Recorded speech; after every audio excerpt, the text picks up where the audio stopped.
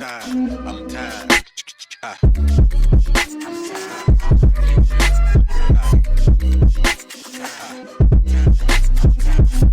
Late Morning Program with Nam Ras Podcast.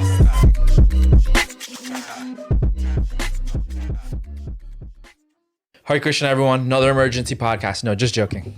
Hare Krishna, you're listening to the Nam Ras Podcast, the number one, undisputed Hare Krishna podcast in the world. If you like the merch, this is Muchkunda from New Zealand. Shout out to Muchkunda Prabhu, my friend. I'm going to put the description. He made this one as well? No, he actually didn't. I'm going to put the link in the description for his stuff, his Instagram. Go check him out. Nice stuff. Graffiti, all Hare Krishna stuff. Yeah, it's looking good. So Venkata, welcome back. Thank you. As usual. Always good to be here. I like this sort of like Nam Ras and friends approach. You know, just Yeah. I don't know if it like, you know, it's kind of like, you can even have it like in the beginning, like Nam Ras and friends. As opposed to like it's more laid back than. I feel like it's more laid back. Like so good. I think we got computers now. We got computers. Like, sponsored by Apple. I have that's right. Corporate sponsorship. Official computer of the Nam Ras podcast. There you go. So I pitched an idea to Venkata, like, what should we talk about next? There's a few things. There was taking shiksha outside of Iskcon. A friend, actually, we had a conversation. He's like, you should talk about this on the podcast. And it's a good topic. It is a really good topic. Well, especially considering, I mean, you know, in all seriousness, you have a good number of folks who are either taking shiksha, giving shiksha, or both outside of Iskcon on the podcast. Yeah. So it's almost like an elephant in the room, right? Yes. But maybe we save that conversation for another day? We're saving that conversation. We're gonna do that someday. But for today, I wanted to talk about Rtviks. Dun, dun, dun, dun. Dun, dun, dun. Although the reality, like we've been talking about, it sort of dates us a little bit, because I think to us and to a certain generation of devotees, it's like a very like dun, dun, dun type of thing. Yeah. But for some devotees, it's really That's not. so interesting. For younger devotees, I think a lot of them don't even really fully know or understand. They just have this sense of like, oh yeah, there's like this temple in Bangalore that's kind of Iskcon, but it's not. And there's some like infighting, but no one really knows like why. Yes, that's a good point. Yeah. And I mean, we don't necessarily have to get into it, but a lot has shifted even in terms of like the mainstream view, which right. In some ways, I'm not going to say it's become more Rtvik, but in some ways it kind of mirrors some of the things that the followers of Rtvikvad, which we can talk about what that means, but it kind of mirrors some of the things that they say. Yeah. And so it sort of seems like just less of a big deal these days. That's a good point. That's definitely a good point. So why don't we start off by like defining it? Because I know there'll be people watching and be like, I actually don't know anything about this. Yeah. And there's probably people like, you know, fair warning, right? There's probably people, devotees watching this who, as soon as I start to try to define it, are going to go, no, that's not what it is. Like you're misrepresenting me. Like actually it's right. Because it's one of those things where if you believe in it, you think it's completely normal and the way things should be. Yeah. And if you don't, or at least, you know, going back to like when we were growing up, if you sort of question what this philosophy is, it really strikes you as odd. It really just doesn't make a lot of sense. So even the way we frame, I'm going to try to be like careful. As objective. I'm going to try to be. I'm clearly not objective, but I'm going to try to be as objective as possible in framing it. Yeah. But I think that maybe the best I can do is it is the belief that, and it has variance in it, so, right? But overall, I think it's the belief that Srila Prabhupada either didn't intend to, or for whatever reason, never did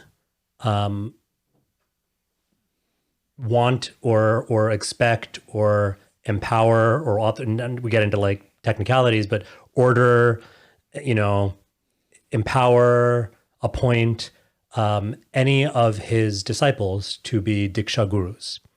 And so the sort of the practical takeaway from that is if you believe in this Rtvikvad philosophy, essentially what you believe in is that Srila Prabhupada continues to be the Diksha Guru for everyone, right? So someone can get initiated, can take a Diksha.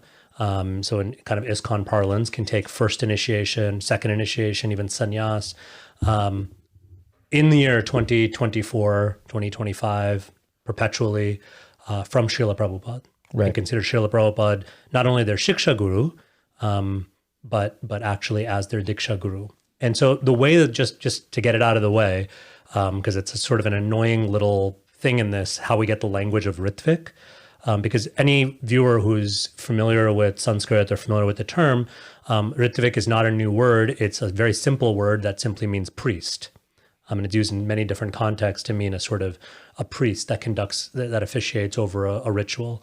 Yeah. The way we get this idea of Ritvik is that the idea, if you believe in this philosophy, which has come to be known as Rtvikvad, if you believe in this philosophy, Srila Prabhupada remains the Diksha Guru for all initiates, and the person performing the ceremony, the person who's giving you your name, giving you your beads, right? Doing all the things that we would expect, and that in sort of mainstream Iskcon, the role played by the Diksha Guru, that person is relegated to this lower category of a Ritvik, which in their case means basically that person is just the priest performing the function, or sometimes they use the word proxy. So that person's a proxy. That person's doing it for Srila Prabhupada, but in a very sort of like, almost like that person's role is so insignificant, it's practically interchangeable, because the real Diksha Guru who's delivering you, who's taking you back to Godhead, who's, you know, your Diksha Guru, in a tradition, a lineage like ours that very much believes in Diksha Gurus, they say that person was Srila Prabhupada, is Srila Prabhupada, and in most variants of it, will continue to be Srila Prabhupada for all time to come. For more context, also that this was actually done during Srila Prabhupada's presence here on in the world. Yeah, and which is what I want to kind of get into, because they get this from somewhere. Yeah. The thing that is, it's good to point this out, because someone who might not be so familiar with it might think that the really radical thing that the Rtvikvad philosophy is saying is that someone else is performing the ceremony on behalf of Srila Prabhupada.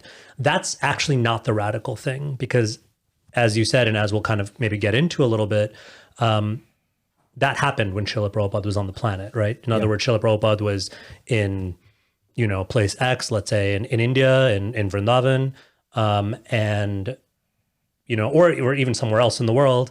And in another place, there's an initiation going on, initiation ceremony. Someone else is performing the ceremony. Someone else is officiating over the fire sacrifice, the yajna. Someone else is handing the beads over. Someone is just giving the name sometimes? Giving the name sometimes. Yeah. But that person is still a disciple of Srila Prabhupada. That happened during the person getting initiated is still a disciple of Srila Prabhupada. Yeah, right. Sorry, to clarify that. The person getting initiated, the new initiate, is still a disciple of Srila Prabhupada. The thing that's radical about the Rtvikvad philosophy, which is why sometimes, to be accurate, it's also called post-samadhi Ritvik, right? In other words, the thing that's radical is that the suggestion that this system should continue and actually must continue in some variants of it for all time. That what Srila Prabhupada did was, he instituted a system whereby even after he departed, he passed away in 1977. Yeah. The adherents of the post-samadhi Rtvikvad philosophy would have us believe that system is the way that initiations will take place in the Hare Krishna movement or in Iskcon for all time to come. Like that somehow Srila Prabhupada just established this thing. And so put it another way, and again, trying to be objective, but put it another way, it's basically saying this parampara system, which by its very definition, right, this parampara system now comes to an end with Srila Prabhupada, and Srila Prabhupada is the sort of, culmination of this whole parampara, and will just continue to be the Diksha Guru. So it's not like, there's another name added to that list. Yeah. If you look at Parampara in terms of Diksha. Right. There's a lot to unpack there. Yeah. What direction shall we go in now? So there are Prabhupada disciples who were on the planet, who were there when Srila Prabhupada was on the planet, and they are disciples of Prabhupada, but they never met Srila Prabhupada. Correct. Yeah. Because they were given initiation via proxy. Right. Right. So and now there are lots of also, there were like, I don't know how many of these cases, but there were like a lot of like sort of interesting cases where, because Srila Prabhupada was ill, right? I mean, we have to remember Srila Prabhupada's age and his health plays a major role in this. Once we start getting into the sort of the details, because there's a sort of a timeline with the whole like, post-Samadhi Rtviks, that becomes very important, and we'll get to some of those dates. But yeah, to your point, for a variety of reasons, sometimes Srila Prabhupada's health, sometimes just the practicalities of where people are in the world. There were disciples who got initiated, got names, got beads, got the whole 9 yards, fully initiated, who either never met Srila Prabhupada personally, or maybe had a fleeting meeting with him, or were in a group or something like that. And they are still, and I don't think anyone's questioning this, but just to be clear, I'm certainly not questioning that they are just as much Prabhupada's disciples as someone who spent tons of time with Srila Prabhupada and lived with him and served him personally and all of that, right? So that's not a matter of dispute, or should be a matter of dispute, right? Yeah. What starts to get really tricky, I think a couple of things start to get really tricky. One is, as we get later in Srila Prabhupada's, what we might say Srila Prabhupada's manifest pastimes is a phrase that I've heard used, right? Yeah. As we get later, right, chronologically into later years, Srila Prabhupada, for very understandable reasons, is physically less able to do things.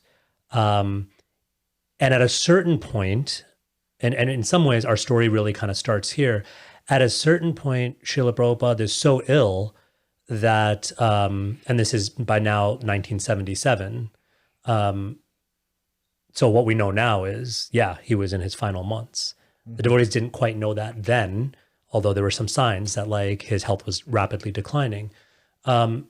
What happens by then is Srila Prabhupada is so ill at a certain point that even the usual practice, even with some of these proxy initiations, which had been going on, but the usual practice up to that point was that devotees would still write to Srila Prabhupada, and Srila Prabhupada would still write back or indicate a response in terms of, like, yes, like this so-and-so, you've recommended, Bhakta Stephen, and making this up. So Bhakta Stephen, you can go ahead and conduct this initiation and like that. Things got to a point where Srila Prabhupada was so ill that even to receive and to have to go through those letters was taxing. Mm-hmm. And so at a certain point, what Srila Prabhupada decides, and there's, we have records of this, right? There's like actual recordings and transcripts of these conversations, but there's a particular conversation which a lot of folks have since gone back and like analyzed in all sorts of ways.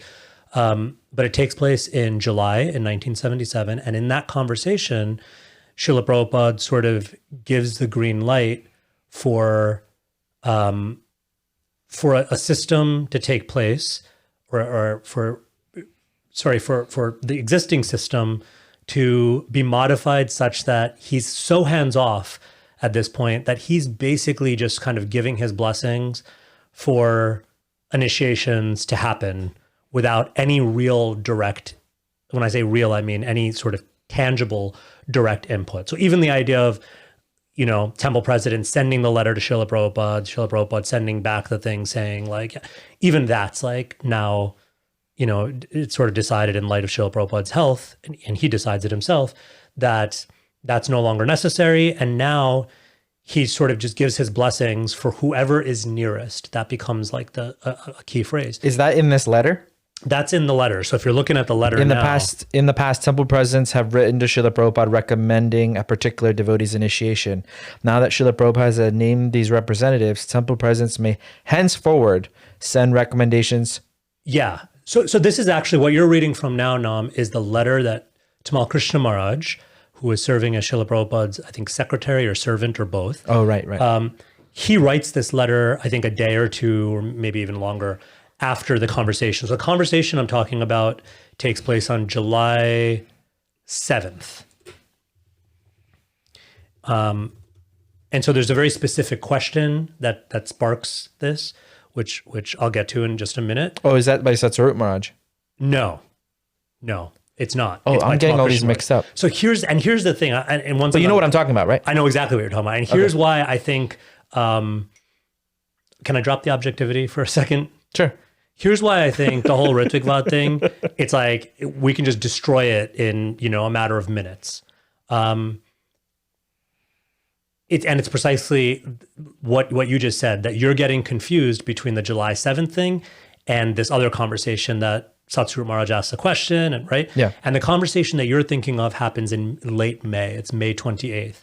And so my assertion here, and I know there's going to be a bunch of folks who are going to tell me off for saying this, but my assertion here is all you really need to do is look at that May 28th conversation, and I'm not going to say the whole thing. Actually, I'm going to take that back, but I'm publicly stating 75 to 80% of the Rtvikvad philosophy falls apart, is decimated beyond repair just by the May 28th conversation. Just by, and I'm not saying like doing some, deep, like mystical, reading between the lines, reading tea leaves, just taking at its word, right, the May 28th, just reading that. I mean, my 14-year-old daughter, I could have her just read that conversation and with no other context, and just be like, yup, this is what this conversation said. Wow. It's clear as day.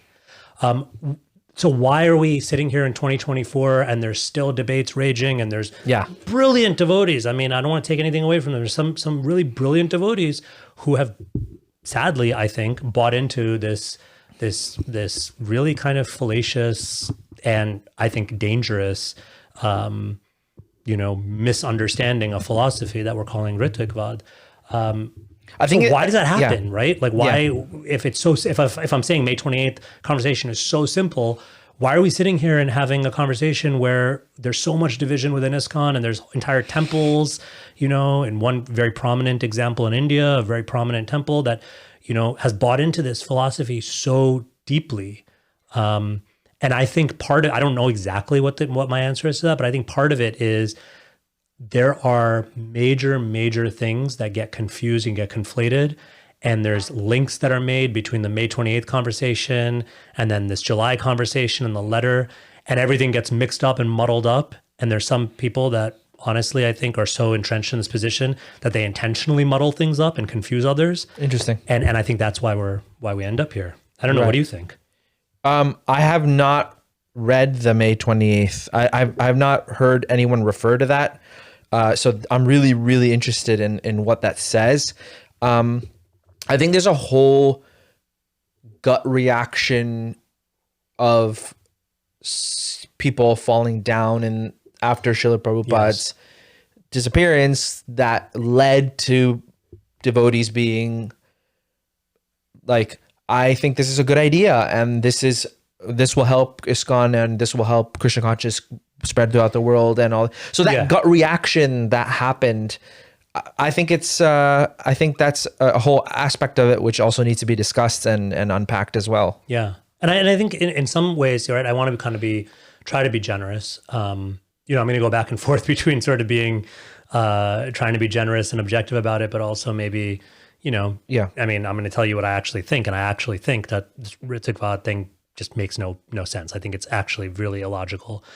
But I think when you're talking about emotional response, right, it's super understandable. And I can empathize. Totally. I can really empathize.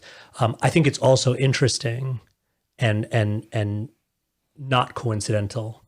And this is all to this point of like where it comes from on an emotional level, that you really don't start seeing people formulating this Rtvikvad thing until there are these major fall downs and issues, right? So if this system, if this thing, as its adherents claim, many of them, most of them claim, you know, it was so clear and so understandable and so like common sense and all these things, and Srila Prabhupada was like, you know, like very, he was unequivocal about it and all this, then why is it that there's really no instance that at least I know of, or I've seen, and I've done a fair amount of research on this, where we actually see anyone articulating this argument until we're like well into the tumultuous years of the group, right? If it was so, like, if it made so much sense in 1977 itself, or maybe early 1978,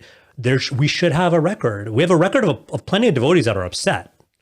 Yeah. And we, that's a whole other subject of why they're upset as far as what the zonal acharyas start doing. Yeah. But we don't actually, even even the devotees who were really strident critics of the zonal acharyas,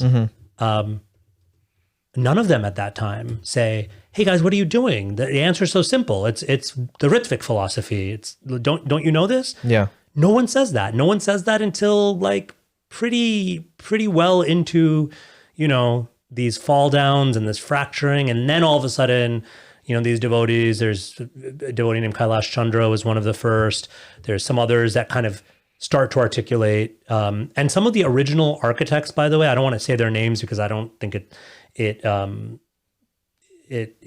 serves a purpose, and it might be embarrassing to them, because some of them have actually walked it back. Really? Yeah. Some of the, and there's one in particular who was quite a prominent advocate, and not just advocate, but he was one of the people that started to articulate this philosophy. And as of today, from my understanding, although he's, much less a public personality about it, he said, yeah, no, I don't actually. Is that guy? I don't believe that's I'll true. bleep out the names, but is that guy No, that's a different. Oh, okay. Who are you talking about? I'll take out the names. You're going to bloop it out? I'll You're bleep going it to bleep it out? I mean, bloop it out. It's such an iskcon thing. So as far as I understand. Oh yeah, of course. Okay. He's in that video that's on YouTube where it's like the GBC meets with and they talk about it. You know that? Have you heard of? It's like 20 parts. 20 they put it up on YouTube years ago, but it's in like 20 parts. Up. Yeah. And he was like one of the main like four. Yeah. And from what I understand, he's no longer. Again, I don't want to use the name because I don't want to put him in an awkward position. Yeah. From what I've heard, he's just like a really like nice, thoughtful gentleman. He is. I met him many times where Yeah. But also I don't know for a fact, so I don't want to misstate.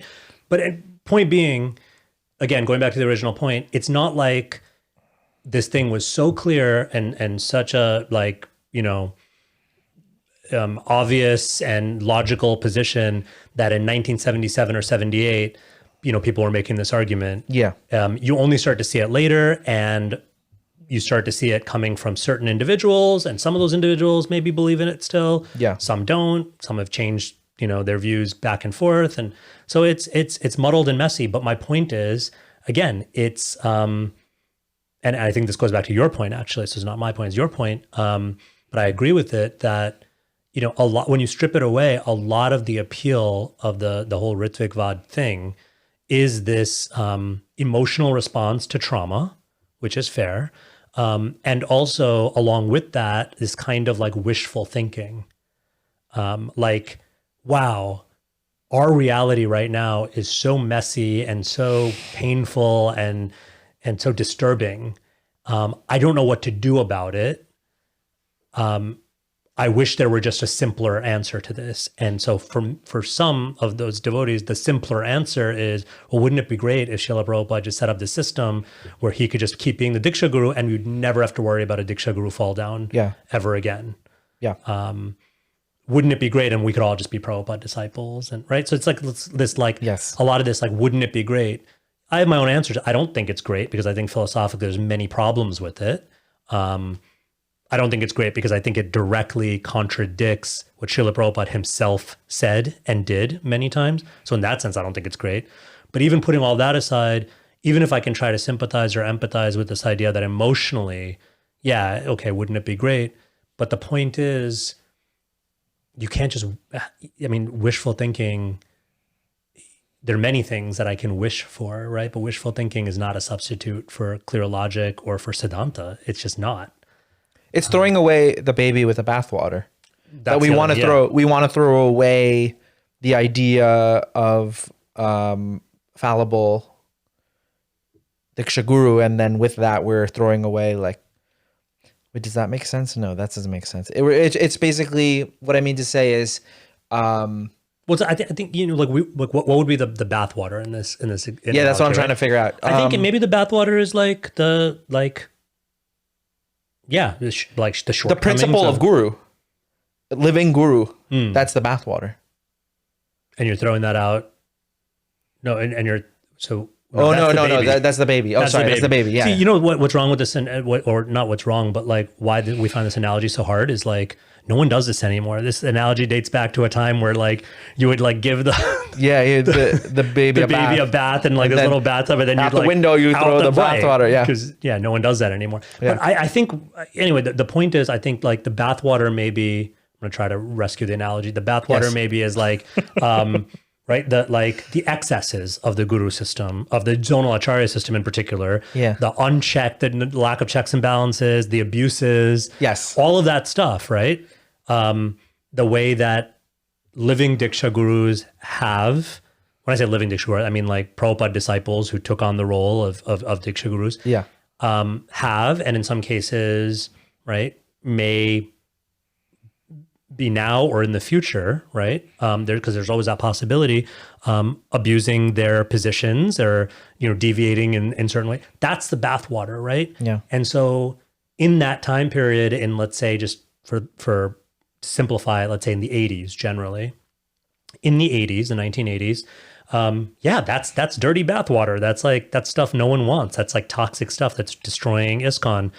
We want to get rid of it, but then here's where the analogy comes in. Some say, well, like kill them all or like get rid of them all, right? Like when there is genuine gurus. Yeah. So then it's like they're the baby, yeah. Well, so then that becomes a thing, right? Like the baby is the whole like idea of a living guru. Yes. And it's like, the wishful thinking part is, let's not have to deal with actually getting at the root of what are the dysfunctions and preventing abuses of power and checks and balances. Let's not deal with any of that. We don't have to deal with any of that if we just all take shelter of Prabhupada, which is true on the level of shiksha. We're all encouraged to and not just encouraged, even more than that. We're actually what's the word? We're sort of, if we're members of Iskcon, we are like meant to see Srila Prabhupada as continuing to be a relevant shiksha guru in our lives. Yeah. Foundational guru. Sometimes people say foundational shiksha guru. But this wishful thinking comes in. Well, it's like, and can't we just extend that and make it so that he's just our diksha guru too? And the answer, as far as I can tell, is no, because it doesn't make any sense. It contradicts Prabhupada. It destroys the sort of like fundamental nature of the parampara system. Yeah. It turns it into something else. It turns it into this kind of weird, and I don't mean any disrespect, but it turns it into this almost like messianic Christ-like thing where like Prabhupada has absolved us all of sin for all time, and all you have to do is just accept Prabhupada, and you're saved. And and that's a kind of a critique of some understandings of Christianity that they have sort of like created this kind of system. Anyway, I don't want to get into critiquing Christianity, but my point is that like I see it as something that is dangerously changes really kind of fundamental things about our tradition. Yes. It's also, I think, worth noting that like it's completely it has no precedent in any Vaishnav sampradaya. It hardly has precedent even in the wider sort of Hindu or Vedic world. Maybe there's certain things that are similar in other kind of, Hindu, neo-Hindu traditions, but at least for us, for our tradition, that so much, and Srila Prabhupada so much emphasized this idea of a living guru. Yeah. So I do think anyway that, like, wishful thinking or not, like, the answer's got to be no. But let's go back to this, because I think a lot of the confusion comes from this conflation of ideas, because there's lots of different things going on, and there's lots of different questions that are posed to Prabhupada. And so if we kind of try to look at it in chronological order, starting from May and then going to July, and we can talk about June in between also, which I think is really interesting. And then eventually coming to November, which is when Srila Prabhupada, disappears from our vision, when he passes away. I think if someone actually understands what's going on in those places, it cuts a lot of the confusion. And specifically, and this is why I keep coming back to the May conversation, the May conversation is a conversation about, among other things, about what will happen as far as initiations go. And I'm trying to be really precise with my words. What will happen as far as initiations go after Srila Prabhupada is no longer on the planet, after Srila Prabhupada has passed away? Yeah. I pulled That is up. specifically what May 28th is about. So this is May 28th, 1977. GBC meets with Srila Prabhupada. The GBC meets with Srila Prabhupada. Here's the backstory. Srila Prabhupada is quite ill, okay? And he calls together, he's in Vrindavan. This is the first of a couple of big health scares for Srila Prabhupada that year. There's a slight recovery, and then he dips down again, which is pretty typical, I think, for someone at his age and with the health challenges that he had by that point. Yeah. But the point is, he's really ill to the point that he calls for his leading disciples and GBC members to come together to specifically, and this is from Srila Prabhupada himself, as far as I understand, to specifically discuss the future of ISKCON. So that's the context. What are the things they discuss? They discuss things like his will. They discuss things like properties, which is really important. Srila Prabhupada's really concerned about that. They discuss the BBT. Prabhupada's really concerned about the future of the BBT. And so there's a list of maybe 4 or 5 items. And how do we know this? Because the GBC took minutes. And so they recorded. I think Giriraj, then Das Brahmachari, now Maharaj, Giriraj Maharaj, I think was the note taker. And he noted that down. And he noted down specifically what were the questions that they were going to Prabhupada with. Now, the reason I'm going into this kind of excruciating detail is because that context is important.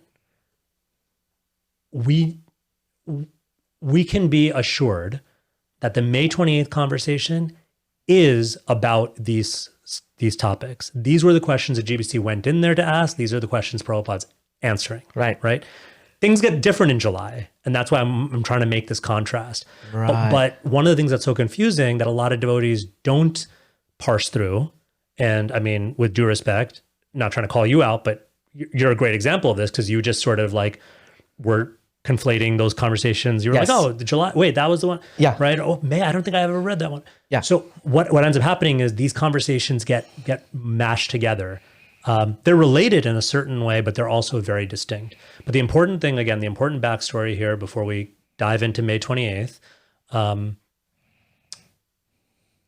this is the context. The disciples are especially, they feel like they were asked to meet about this. So as a duty to Srila Prabhupada, they're going to ask him these questions. Now, before we get into it, Nam, I want to ask you, and I think this is a kind of common sense question. Assuming the best of Prabhupada's disciples, which I think we should. I don't think there's any reason not to, which that's a whole other thing. If you're coming in already assuming the worst and reading all sorts of weird things into it, maybe you're hopeless. Yeah. But for, if you're a reasonable person, you want to give the benefit of the doubt. If you are Srila Prabhupada's disciples, leading disciples, he's really ill right now. What mood are you going to be in when you ask these questions? right?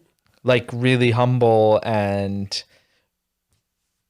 reserved, because you're talking about something that's hard to talk about. It's hard to talk. I love the way you put that. It's hard to talk about. Yeah. Right. And the beautiful thing is you can actually hear it and you can read it in the transcript. Really? Satsuru Maharaj, who, you know, I think one of the things that always endeared me about Satsuru Maharaj in his writing is this kind of like, he has just like this kind of soft-heartedness. Yeah, totally. And it really comes across because he, for whatever reason, was chosen as the person to put forth the questions, and he's putting them forth one by one by one. And you can hear this sort of hesitation in his voice. Should we try to, I was thinking maybe we can try to like play the audio. I don't know if it'll come across. What I might do is you just play it like this and I'll put that actual audio on top of it. But so don't talk in between. Okay, let's just let it go, the whole thing. Yeah. Okay. How long is it? It's very short. It's like 2 minutes and 15 seconds. Yeah, let it go. Yeah. This is not the whole conversation, but this is the relevant part that everyone wigs out about. Okay. Yeah. Mm-hmm. I also want to note, and we were talking about this, I think earlier, the irony, full disclosure, I'm using a YouTube posting of this recording. There's lots of like versions of it floating around, but I just love the irony of this. It's posted by an account called Rtviks, yes. And they call it the appointment tape. The appointment tape? Yeah, which I'll come, like, remind me, but I'll come back to that because I just want to say, again, with all due respect and whatever humility I don't have, but I'll muster it up with straw in my teeth, I got to say, like, how freaking dumb do you have to be to post this tape, right? Call it the appointment tape, post it under an account called Rtviks, yes, when, as we'll see, I think in a few minutes, anyone who listens to this thing with an open mind and half a brain is going to be able to tell that this is incredibly problematic for those who believe in this Rtviks philosophy. And again, I'm going to reiterate, 75 to 80% destroys their whole philosophy. But thanks, Rtviks, yes, thanks for posting it. I thought you were going to say at the end of it, it will actually be Rtviks no. Yeah. No, that's exactly right. Yeah. Okay. Ready? We're going to do this? Yeah. Okay. Then our next question concerns initiations in the future, particularly at that time when you're no longer with us.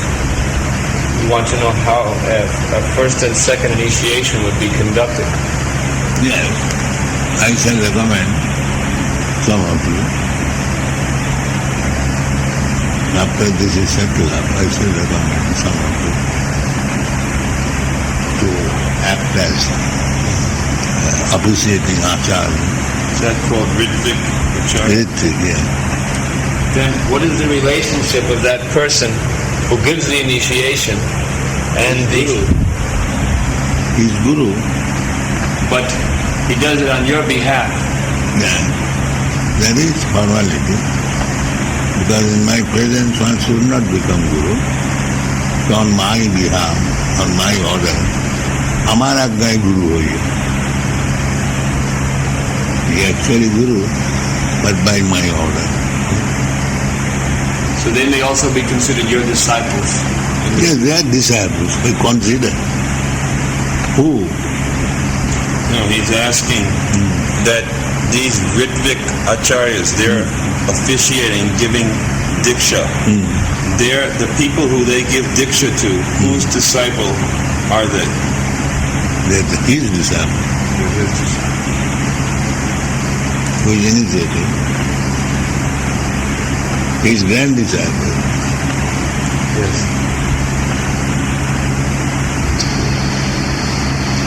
Then we have a question. When I order him to become Guru, he becomes regular Guru. That's all.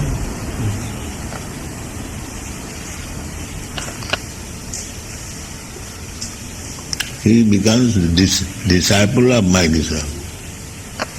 That's it.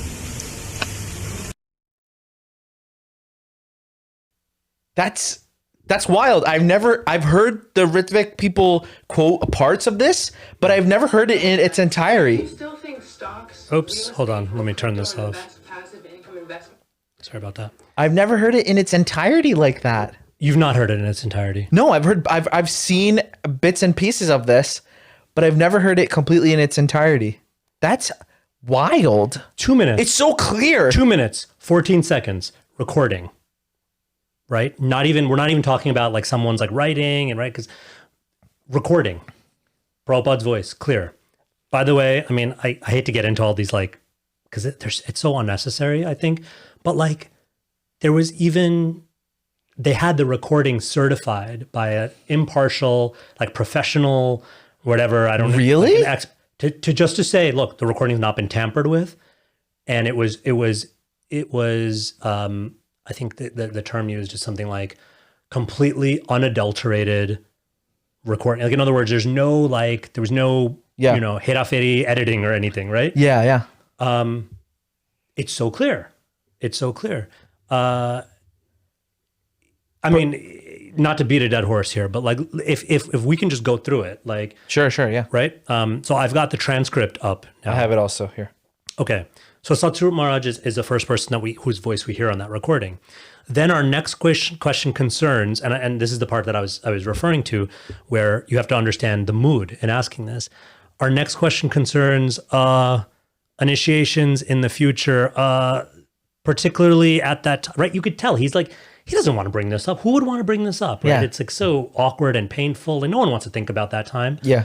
But as part of their service, they had to, right? So this is not, again, I'm saying this, why? Because if you believe the Rtvikvad version of things, a number of these what we call Rtviks, but really what we mean is Rtvikvadis, the followers of this, they try to paint this picture as these gurus, the senior disciples of Srila Prabhupada who became gurus themselves as being these like very ambitious, greedy, Right. That's not what you hear here. You hear someone who is like, it's breaking his heart to even have to ask this. Yes. He's asking the question, okay? Yeah.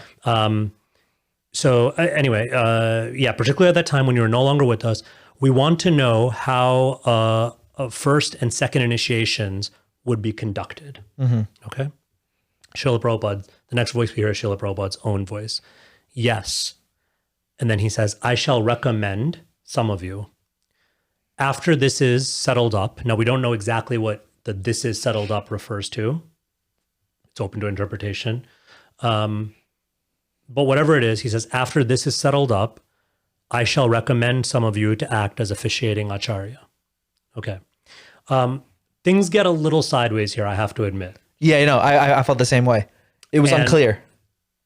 Well, what really kind of like, I think with due respect to the late Tamal Krishna Maharaj, and he kind of admitted this himself, years later. Oh, really? That he kind of confused things by introducing the terminology of Rtvik. Oh, I see. So it's interesting. Prabhupada doesn't use that word first. First, Tamal Krishna Maharaj, Prabhupada says officiating acharya. Tamal Krishna Maharaj says, is that called Rtvik acharya? Srila Prabhupada, in a very offhand way, says Rtvik. Yes. Almost like, yeah, Rtvik. Okay, sure. Like, right? Yeah. Like, have you ever been in a situation? I don't know. Like, I've been in a situation with like, let's say like our Guru Maharaj, where like, he's in the middle of saying something, and then I'll be like, "Oh, like Maharaj, like isn't that called this?" And he's like, "Yeah, sure." Like, right. It's but he's trying to make a point. He's trying to make a point. Another point's coming from somewhere else. Right. And he's kind of like, so that's how I sort of read this, and I think that's the tone. People are going to blame you for trying to like interpret like. Fair enough. But whatever it is, what we do know is Tamal Krishna Maharaj introduces the language Rtvik acharya. Prabhupada says Rtvik. Yes. Okay. Then Satsvarup Maharaj asks, now to me, this is the $1 million billion question. Right. Satsvarup Maharaj asks, yes. And what is the relationship of that person who gives the initiation, and before Satsvarup Maharaj can even finish, Prabhupada says twice, he says, he is Guru. He is Guru, right? So even putting aside my reservations about this phrase Rtvik acharya and what Prabhupada does or doesn't think of it, we know that Prabhupada, the word that Prabhupada uses here is, as far as he's concerned, what we're talking about right now is Guru. And he says it twice for emphasis. He's Guru. He's Guru. Satsvarup Maharaj, again, to his credit, he asks, he really wants to make sure, right? And so he asks, he actually says it almost as a statement, but it's like, it's a way of questioning by making a statement, right? He's like sharing his understanding. And the remarkable thing is what Satsvarup Maharaj says is actually the Rtvik position in some ways. Satsvarup Maharaj says, but he does it on your behalf. Yes. right? Now, let's pause here for a second. If the Rtvikvadis were correct, and May 28th was really their, whatever, Rtvik yes moment, then here's what would happen next. In any reasonable interpretation or reasonable person's mind, what would happen next is Srila Prabhupada would say, yes, the disciple, the new initiates, the guru or the officiating acharya does it on my behalf, but those disciples, they're my disciples. Yes. Right? So here's what Srila Prabhupada says. Fair, I'll give the Rtviks this one. He says yes. He does say the word yes, so they have that. Yeah. But check out what Prabhupada says next. He goes, yes, that is formality, because in my presence, one should not become guru. So on my behalf, on my order. And then he quotes the very famous CC Madhya, yeah. CC, right? Amara agyaya guru hana, be actually guru, but by my order. Okay? So Prabhupada says, yes, on my behalf, but then he adds, completely unsolicited, completely, right? Prabhupada adds this point to clarify. He's still trying to clarify Satsuru Maharaj's question. He says, yes, as long as I'm alive, that's the etiquette. That's a format. And Prabhupada beautifully calls it a formality. He's not even saying it's a huge deal. He's saying it's a formality because when I'm alive, the etiquette is it should be on my behalf and you should bring those disciples to me. Right? But what does that tell you? That implies the etiquette is when the guru is alive, you bring the prospective disciple to them, or you conduct the initiation on behalf of them. Yeah. Therefore, when they're no longer alive or they're no longer on the planet, right? That formality no longer applies. So what Prabhupada is saying here is, yes, on my behalf as a formality while I'm alive. Okay. Wait, but by my order. Oh, let's talk about that by my order. And he didn't order anyone. He didn't order anyone to that. Okay, now you take disciples and you give initiation. I love it. Can we hold on to it though? Sure, yeah. Because that is going to be the linchpin. Yeah. And you're right. And that's also why this particular posting gets the goofy name, the appointment tape. I say goofy because the word appointment is never in it. Prabhupada never used the word appointment. Yeah. The word Prabhupada did use was recommend, which is a very different word than appoint, by the way. You can recommend, think about the weight that recommend and appoint hold. Oh, huge difference. Right? You can recommend someone to something in a way that's very, very different than when, a president appoints someone to a cabinet position, for instance, right? Yeah. But okay, well, we'll get, but back to your question about the by my order, we'll definitely get to that. I'm just telling you, we're 48 minutes in. Okay. All right. I'll try to go a little quicker through it, but honestly, and even if we don't get to the other stuff, May 28th, I'm telling you, May 28th is so important to understand. Yes. Well, I see it's that. so clear, and it's the exact question, right? It's not some other point, and then it's the exact question. Yeah. It's the exact question on all of our minds. Satsuru Maharaj asks it, Prabhupada answers it. Satsuru Maharaj, still kind of trying to get that clarity. So they may also be considered your disciples? Prabhupada, yes, they're disciples, but consider who? He's your question doesn't make any sense. So first what does yours say? Mine says, yes, they're disciples. Why consider who? Okay, I have but consider. Maybe there's differences in transcripts that we're reading. Okay, yeah. Either way, I don't, yeah. That's not a But issue. that's not a huge point. But again, Prabhupada's sentence taken as a whole is, yeah, they're disciples, but wait a second. What are you asking? What are you talking about, right? It's there's a call for clarity here. Now, Tamal Krishna Maharaj kind of steps in to clarify because he can see Satsuru Maharaj sort of struggling and a little awkward with this. So Tamal Krishna Maharaj, you see their personalities, also TKG was a little bit more kind of straight talking, stronger personality. Even with Prabhupada, sometimes he'd be a little bit more direct. So Tamal Krishna Maharaj in that mood says, no, he is asking that these Rtvik acharyas, they're officiating, giving diksha. They're the people who they give diksha to, whose disciples are they? Very clear question. Srila Prabhupada's answer, okay? 4 words that, as far as I'm concerned, it's Rtvikvad, you are done. They are his disciples. Now, we're not going to get into his, her, because of the female Diksha guru issue. That's a different thing. But it's very clear. The pronoun his makes it very clear. Yeah. They are his disciple. Let's be crystal clear about this. The pronoun his, third person pronoun, talking about someone else. In this case, who's this someone else? Whether you call him a officiating acharya, Rtvik acharya, Diksha guru, whatever language you use, we're talking about that person who's sitting on the Vyasasan or sitting wherever, giving the beads, giving the name, doing the thing, right? They are his disciple. Disciple is the object there. His, right? That person, I don't want to say possesses, but the disciples belong to or are connected to in relation to his, that person over there. You know how, I mean, that is so clear. You know how Rtviks, at least a certain group of Rtviks, because by the way, they don't all agree with each other either. You know how they get around this? How? They say, well, here, Srila Prabhupada is talking about himself, but in the third person. So what they say is what Srila Prabhupada clearly means here is they're my disciples. Oh yeah, they're my disciples. Yeah. But for reasons that no one can explain, Srila Prabhupada decides to switch to the third person when talking about himself in this particular instance. Not all the time, right? That's not how Prabhupada always spoke. That's not even how Prabhupada always spoke in this conversation.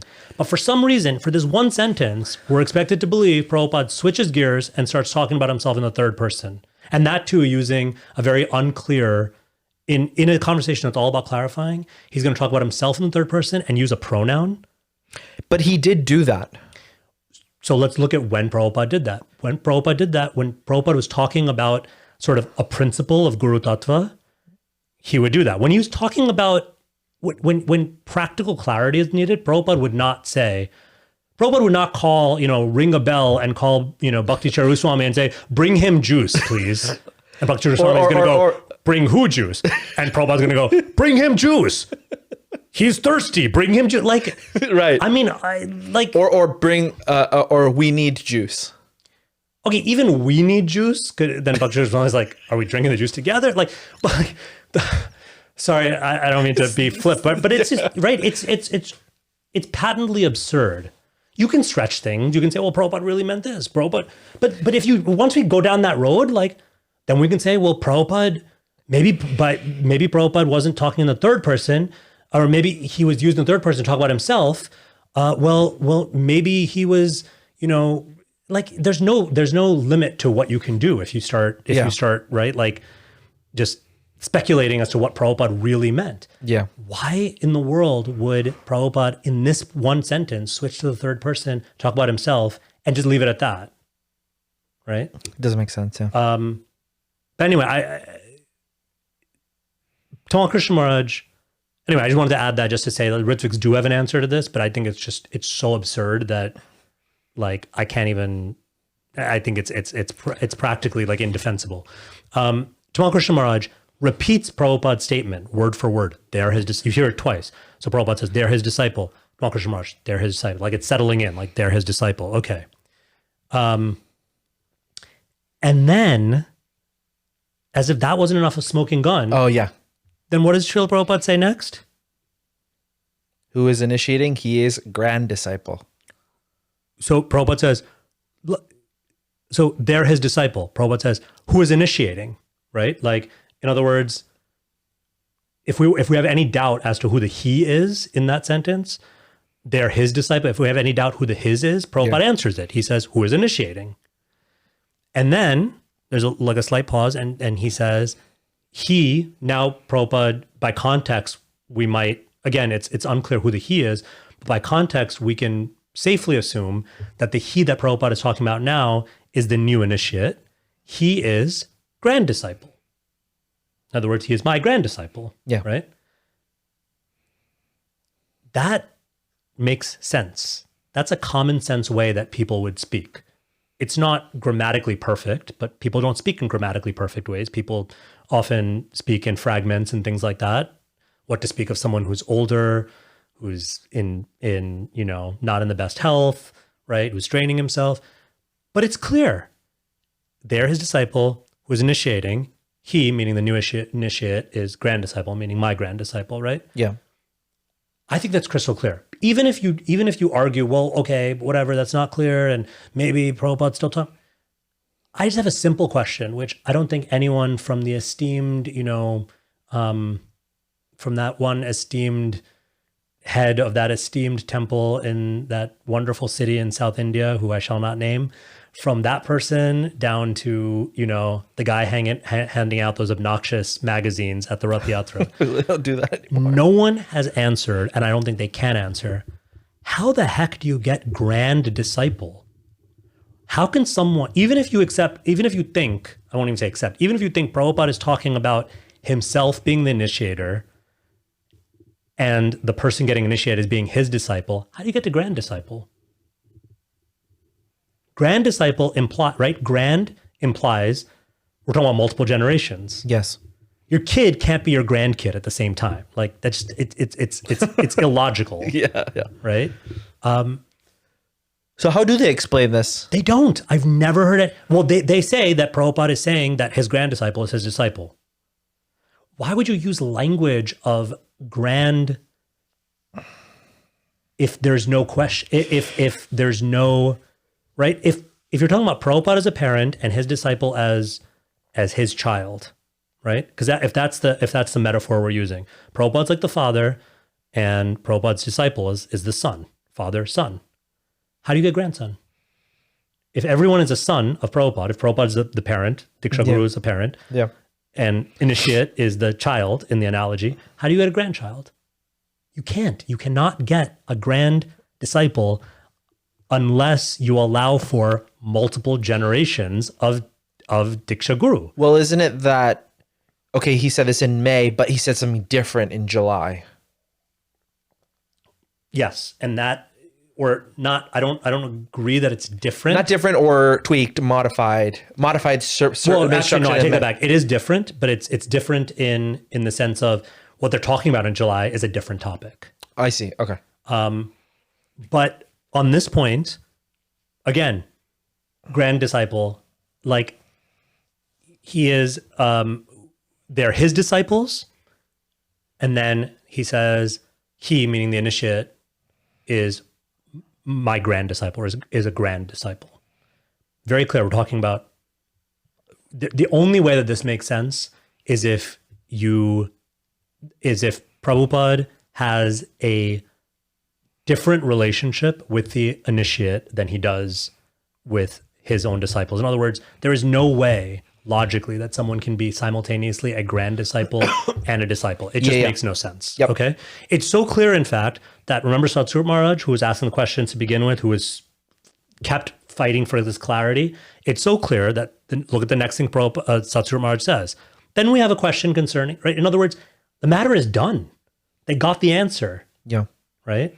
Right. So you got the answer. Yeah. So it's like, move on to the next question. Moving on. Yeah. If there was any doubt, if it was ambiguous, like these are people who are clearly not shy about getting clarity, as we've seen.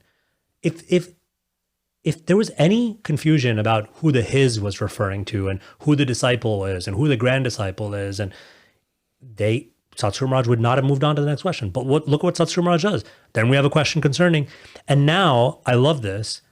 Prabhupada, like he wants to make it so clear.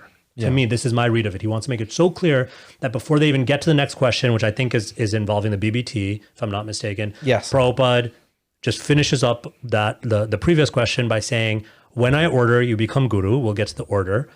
And then he says he becomes regular guru, like normal guru. Regular guru, like this is normal. Like guys, like guru with disciples. Yeah, like a guru, like like not like some special category of like this is a guru, but yeah, half guru, weak guru. No, he becomes a regular guru. That's all. Prabhupada said, that's all. That's all, folks. Right? That's all.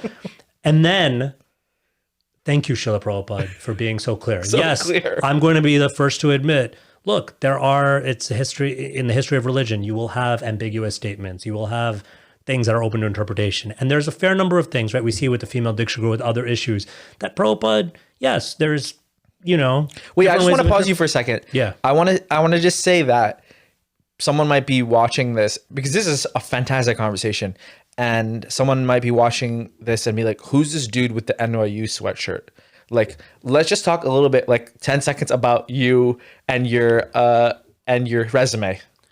You're a lawyer. As far as I'm concerned, my resume is this. I am grand disciple. That is my resume. I have a relationship with Srila Prabhupada, but the relationship is very simple. Grand disciple. I am his grand disciple. Okay, hold I'm on. honored to be his grand disciple. The reason I want to bring this up is because it holds in this conversation that when someone kind of like knows what they're talking about, you're a lawyer, you have a law degree. I do have a law degree. You have also a master's in a PhD in religion. I have a master's in religion and I have a doctorate in education. Okay. But my particular focus when I was doing my doctorate was a history focus, and so you can say it's sort of like history and education. History and education, two doctorate degrees practically, right? Being a Juris Doctor is a doctor. Yeah, well, in that sense, yeah. Yeah. So law degree and so another PhD and another master's. And I'm a nerd, and I read a lot of this. And you're a practitioner, you're a devotee, and anyway, I don't wanted to add that. No, I appreciate that. Because we did get comments being like, "Who's this new co-host that he never introduced?" Really? Yeah. I feel like we do that like every time. No, but I guess when people watch bits and pieces of the podcast, or they just see the reels or something, they're saying, "Who is this person who's constantly on all episodes now?" So anyway, I wanted to put it there. Okay, no, I appreciate that, and to the extent that, look, if I don't think you need like a doctorate or multiple doctorates to understand this stuff. And I apologize for interrupting you. No, you were that's okay. But if it helps anyone, if it helps, look, I'm not, I wouldn't consider myself like an expert, but I'm also like someone who has read a good amount of religious history and knows enough about the way sort of religious movements and institutions and traditions over, several generations in the context of India, outside of India, right? I'm familiar with these kinds of issues. And I think, if that helps to give some more credence to my reading of this May 28th conversation, okay, I'm happy for that to be there. But you were saying he becomes disciple of my disciple. But yes, okay, yeah. So this is the line, right? So thank you so much, Srila Prabhupada, for being this clear, because yes, there are those places that are open to interpretation. For the life of me, I mean, how again, right? Like it's like, oh, the Rtviks Vad, I think it's still twitching. Hold on, let me reload. And by the way, this is not me with the smoking gun. This is His Divine Grace A.C. Bhaktivedanta Swami Srila Prabhupada. These are his words. His words. Right his there. Words. So recorded. I don't know. Rtviks, yes. I don't know. Like, did you not listen to the whole recording? Like, did you not have closed captions on? Like, what's the deal? Because did you miss the part where he says, and I quote, "He becomes disciple of my disciple." That's all. That's all. Disciple of my disciple.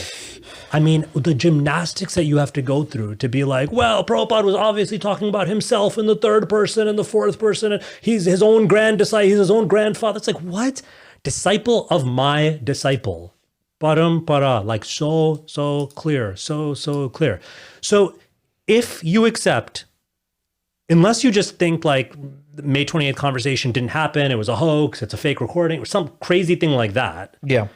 If you accept that May 28th actually happened, I can't see how you can like reasonably spin this conversation to make it say what the Rtviks Vads want it to say. I think the most honest thing that you can say if you are a Rtvik follower, if you're a Rtviks Vadi, is, look, Srila Prabhupada felt that way in May, and then he changed his mind. Yeah, that's where I was going. I think that's the most honest, and I respect that. And I don't agree with it. I think it's like a pretty cop out. I think it's a cop out, and I think it's a pretty flimsy argument. but at least it's an argument that's like within reason, right? People do change their minds or things happen. But to read May 28th and to read that as some kind of indication that Prabhupada always had in his mind and always had his desire to set up this like, Rtviks system that would enable him to continue to be Diksha Guru for all time, just makes no sense. It's wiped out by May 28th. At least you have to admit that that wasn't Prabhupada's desire, which should also make us all pause, because if you accept on the basis of May 28th that Prabhupada's desire was to have disciples of his disciples, to paraphrase the quote we just read, then at the very least, even the Rtvikvadis have to admit that what they're doing was not Prabhupada's desire, or at least his initial desire or his ideal desire. At least I want to hear Rtvikvadis say, you know what? Yeah, Prabhupada really wanted his disciples to be Diksha Gurus and, had to settle for this other thing because of whatever. The whatever is going to be really hard to prove, but at least I would respect that. But I don't think there's any other way. Let's go to the July 9th, because I think that might be the crux of the argument against May 28th or whatever it was. So now the important thing, and I know some viewers are going to maybe, It's getting like technical. It's getting technical and it's getting long. And I know some viewers are going to be like, well, why is he going into all this like background and stuff? But if we, just like we had to understand the context of May 28th, you have to understand the context of July 7th. So, and I say July 7th and not July 9th, because July 9th is the letter. Let me make sure I'm getting my dates right. July 9th is the letter and July 7th is the conversation. And the conversation and the letter go hand in hand. Really? Yes. The conversation is July 7th. Based on the conversation and a little bit after the conversation, July 9th, Srila Prabhupada writes, actually, no, Srila Prabhupada does not write. Tamal Krishna Maharaj writes the letter on July 9th. Yes. So July 7th is a conversation. July 9th is a letter written by Tamal Krishna Maharaj, approved by Srila Prabhupada. So I'm not trying to cast any, aspersions on the letter. It's a real letter. Prabhupada approved it, but it stems from July 7th. So let's look at July 7th. Oh, wait, I just want to say these letters are prominent because when this has been discussed and debated, these are the letters that come out. May 28th, what you're talking about, 1977? Letters and letters and conversation and transcripts, right. May 28th, 1977, July 7th, 1977, and July 9th, 1977. This is the main argument I think that they have. July 7th or July 9th? July 9th. Okay. That's where I've heard it quoted constantly. So July 7th. Now, here's what's happened. Between May and July, Prabhupada's health goes up and down, but he is more or less still really, really sick. Yeah. Actually, I don't even know if it goes up and down so much as maybe even just down. By July, there is now a new question that's asked, and it's a different question. And this is what's so key, and what, with all respect, but so many devotees, even senior devotees, my argument is that they miss this. It is a different question. The question on July 7th is dealing with a problem. Do you know what the problem is, Nam? In July? I'm looking at it right now. Actually, they're initiating the person on your divine grace's behalf. Those persons who are initiating are still your... Okay, I don't know. You tell me. I don't want to convolute it too much. The new problem, or not new, but the problem is there is a backlog of initiations. Okay. Srila Prabhupada's been really ill. And there was this belief, I'm not going to get into the technicalities because it's a bit of a subtle point within Gaudiya, even within Gaudiya Siddhanta. But the sort of commonly held belief was that by the act of initiation, the guru takes the karma of the disciple. Right. And one of the you can say side effects, or one of the, kind of very human effects of taking the karma of disciples is that the guru can become physically ill. You've heard this, right? This is kind of common. So disciples of Srila Prabhupada, out of their love of Prabhupada, and again, it's important to point that out because there's such a nasty painting of these senior disciples as being like, just sort of like foaming at the mouth, waiting to like take over and all this Right. nonsense. But out of their love for Srila Prabhupada, they're like, he's already so ill, he's becoming ill. And Prabhupada would actually make statements like this, it's the karma of my disciples. They didn't want him to have to suffer. So they had been saying no to initiations, hold off until Srila Prabhupada gets better. Yes. Also interesting, they were optimists. They wanted Srila Prabhupada to get better. They didn't want to imagine a time without Srila Prabhupada. So they were like, Srila Prabhupada's going to get better. Srila Prabhupada's going to get better. Just wait. So they had these massive backlogs, and they're preaching like anything. It's like the late 70s, right? Oh, it's huge. Movements expanding. So now there's all these devotees waiting, aspiring devotees waiting, sold out to Prabhupada. They may not have had so much personal interaction as we've, talked about, but they want that connection. They want to be, disciples of Srila Prabhupada, and they're told, no, you have to wait until Srila Prabhupada gets better. So there's such a backlog that now, and the number that I have is something like more than 200 aspiring disciples, which at the time was quite a lot, right? So Tamal Krishna Maharaj now asks a question about what do we do about this backlog of initiations while you're sick, Yeah. right?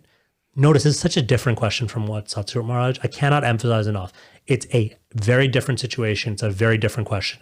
The only similarity between the two is that, well, essentially that it's a question about initiations being conducted.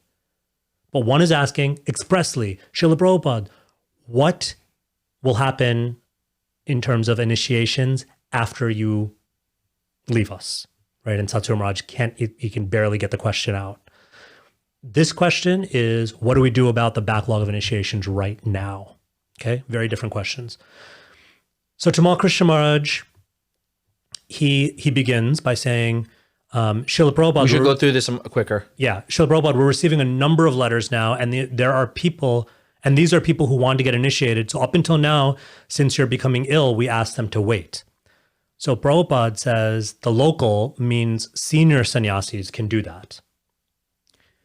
So Tamal Krishna Maharaj says, well, that's what we were doing. I mean, formerly we were. The local GBC sannyasis were chanting on their beads, they were writing to your divine grace, and you were giving a spiritual name. So should that process be resumed?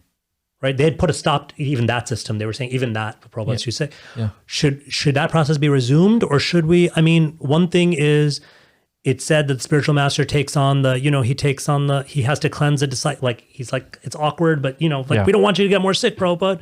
So we don't want that you should have to, your health is not so good, so that should not be. That's why we've been asking everyone to wait. I just want to know if we should continue to wait some more time. So Prabhupada says, no, you don't have to wait. The senior sannyasis, Tamal Krishna Maharaj, so they should continue to, Prabhupada, you can give me a list of sannyasis. I will mark who will. Oh, okay. So Prabhupada starts marking from this list of sannyasis, right? What is he marking? Who can perform these initiations right now? Because there's this backlog. So he starts saying, you can do. So first he says, you can do. So Tamal Krishna Maharaj, you can do. Kirtananda can do. And our Satsarup can do. So these three, you can give. Begin now. So supposing someone is in America, should they simply write directly to Kirtananda or Satsarup? So Tamal Krishna Maharaj is trying to figure this out. Okay, so how's this going to work? So Prabhupada says nearby. Like, in other words, like, yeah. Like, we're not going to get into the details, but it's just whoever's close, right? It's practical, right? To whoever's closest. Then Prabhupada's still thinking about the names. He says, Jayatirtha can give. Jayatirtha wasn't a sannyasi, I don't think, at this time. Yeah. But Prabhupada, I guess when he said senior, he means senior devotees. So he adds Jayatirtha's name. Jayatirtha, Tamal Krishna Maharaj repeats, Jayatirtha. Prabhupada says, Bhagavan, he can also do. Harikesh. So Tamal Krishna Maharaj is noting down these names. Now he says, Prabhupada says, and 5, 6 men, you divide who is nearest.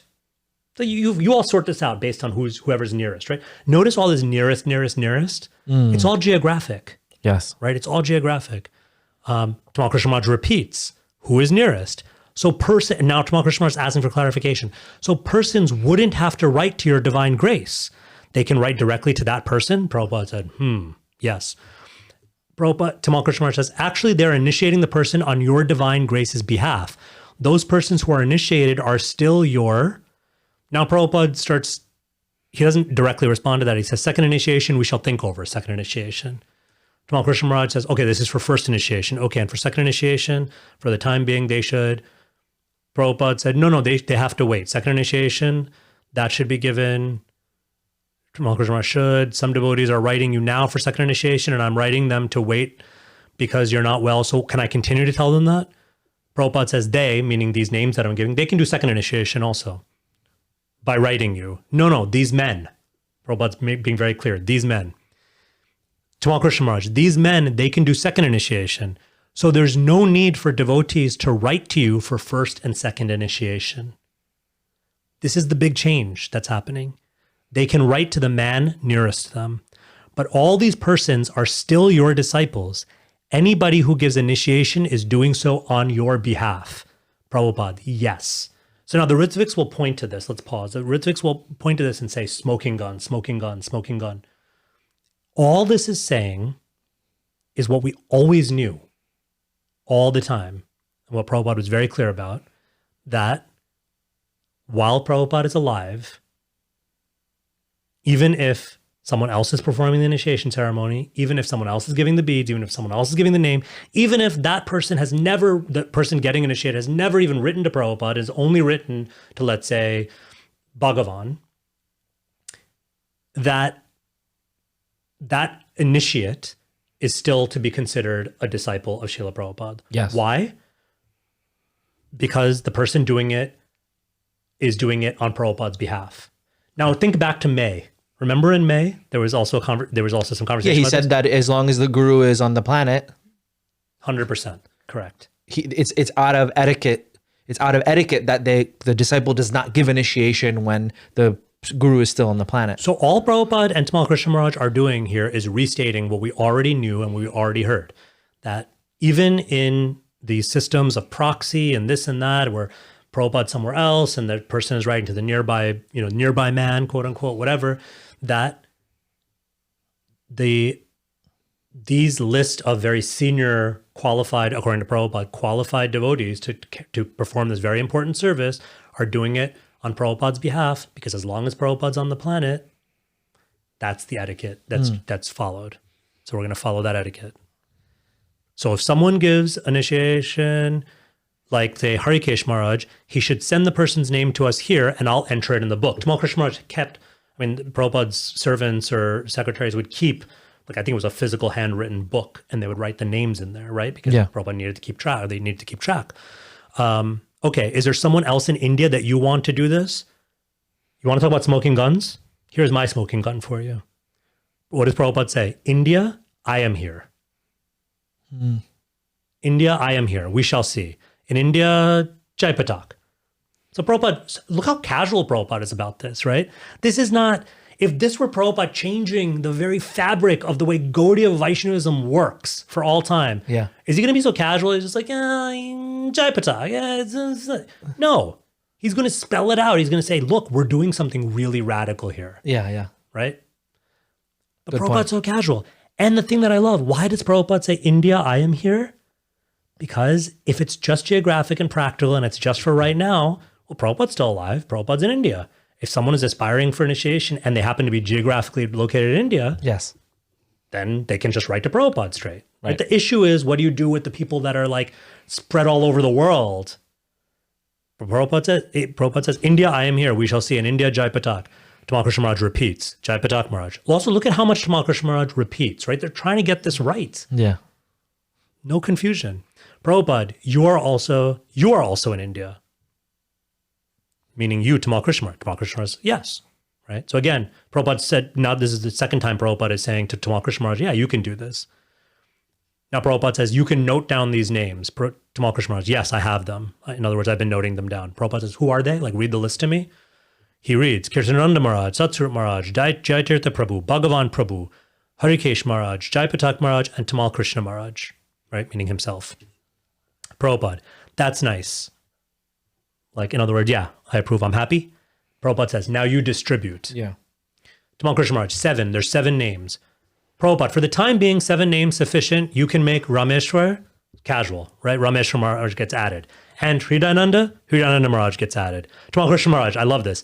Oh yeah, South America.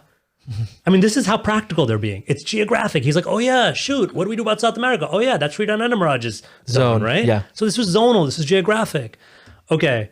And then Prabhupada says, so without waiting for me, wherever you consider it as right, that will depend on discretion. On discretion, Tamal Krishna Maharaj says, Prabhupada, yes. Tamal Krishna Maharaj, that's for first and second initiations? Prabhupada, Tamal Krishna Maharaj, okay, shall I send a kirtan party, Srila Prabhupada? And then the conversation ends. Yes.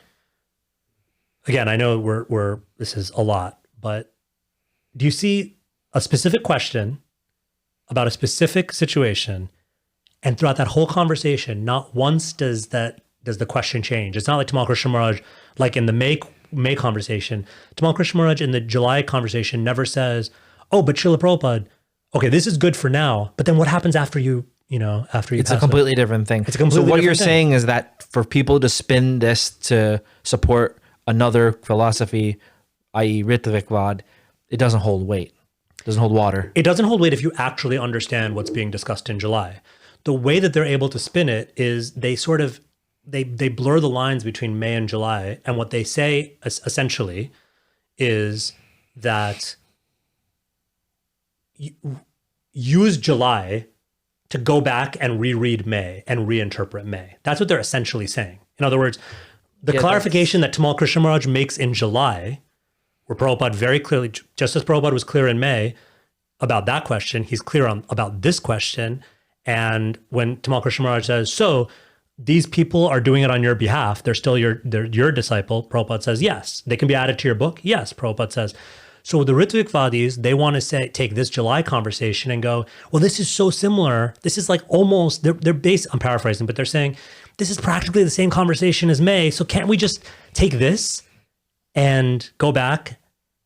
The problem is, there's 2 problems, among others, the 2 main problems. Main problem 1, dude, they're asking about different questions. It's very clear from the context. If you look at it objectively, they're asking about it's apples and oranges. How do we know it's apples and oranges? Prabhupada gives us another hint. He says, India, I am here. That's not about when you are no longer with us. Yes. By definition, it is the opposite. Yes. Okay. India, I am here. Click. Second way that we know that shoot, what were we saying? Oh, the 2 things that are They're not related. they're not related.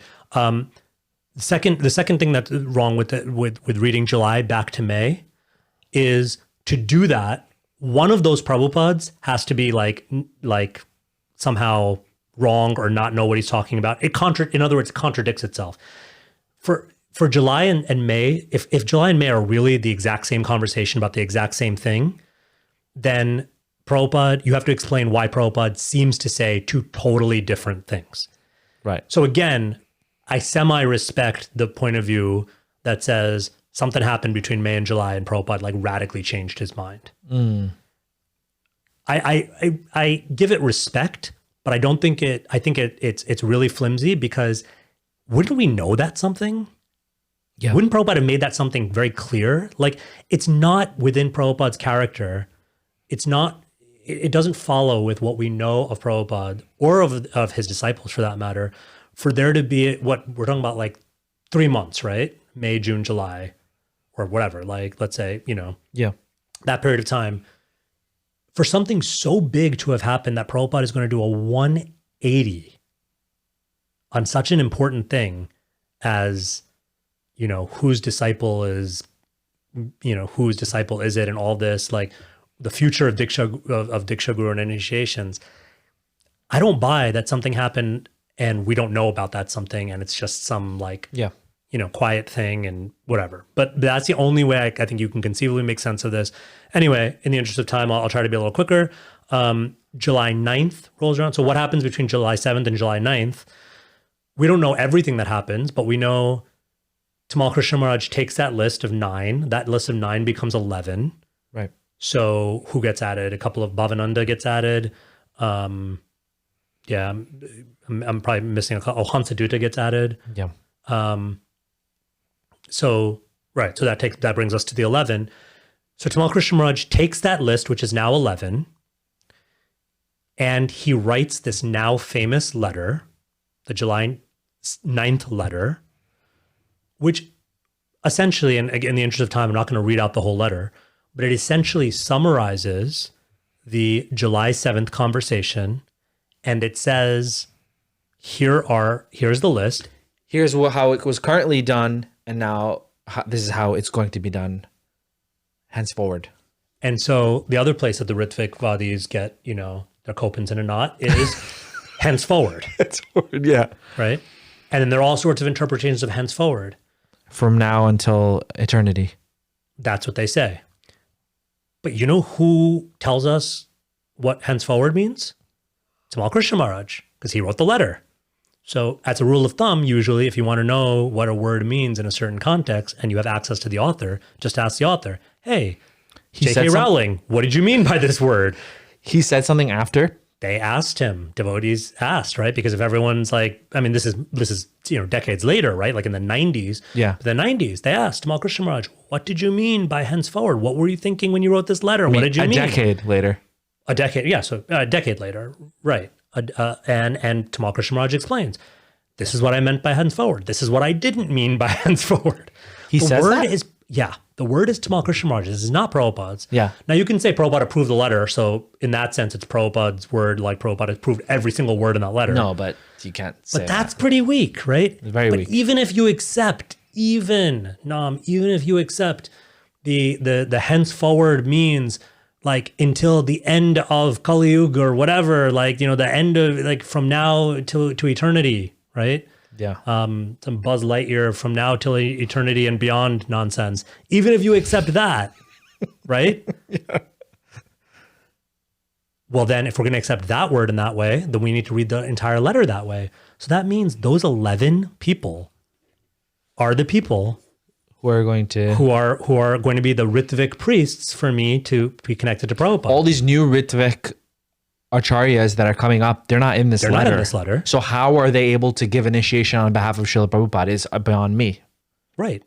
If you accept this whole like henceforward, like that's what this letter is saying. I'm interested to know what the Ritviks don't agree with each other about. That's so interesting. Like someone might like, oh, July 9th letter, we agree with this, but then like it's like, well, so I do know like there are some, I would say maybe even like really kind of like extremists who again, who they don't know what to do with May 28th. So they just like start like attacking like, oh, like the tape was tampered with or like, not those people. I'm not talking about those people. You're talking about like within.